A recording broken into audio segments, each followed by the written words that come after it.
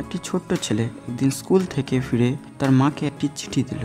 চিঠি পড়েই মায়ের চোখ জলে ভরে গেল। ছেলেটি অবাক হয়ে জিজ্ঞাসা করলো, মা কি লেখা আছে? মা ছেলেকে বুকে নিয়ে চিঠি পড়ে শোনালেন, আপনার ছেলে প্রতিভাবান, আমাদের স্কুল তার জন্য খুবই ছোট, তাকে ঘরে পড়ান। ছেলেটি খুশি হয়ে তার মায়ের মুখের দিকে তাকিয়ে হাসলো। সে জানতো না সত্যিটা অন্যরকম।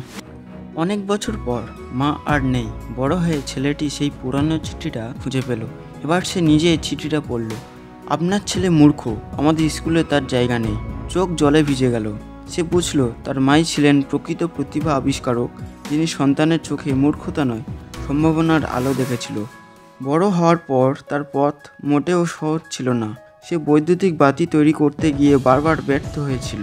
একবার নয়, দুইবার নয়, হাজারবার চেষ্টা করেছিল, প্রতিবারই আলো জ্বলেনি। মানুষ বিদ্রূপ করে বলতো, তুমি তো হাজারবার ফেল করেছো।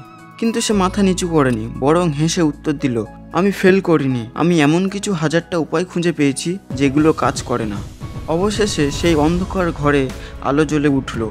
একটি ছোট্ট বাল্বের আলো ছড়িয়ে দিল নতুন সম্ভাবনার দিগন্ত। আজ আমরা যে আলো ছাড়া থাকতে পারি না, তা আবিষ্কারের পেছনে রয়েছে মায়ের বিশ্বাস আর এক সন্তানের হাজারো ব্যর্থতার গল্প।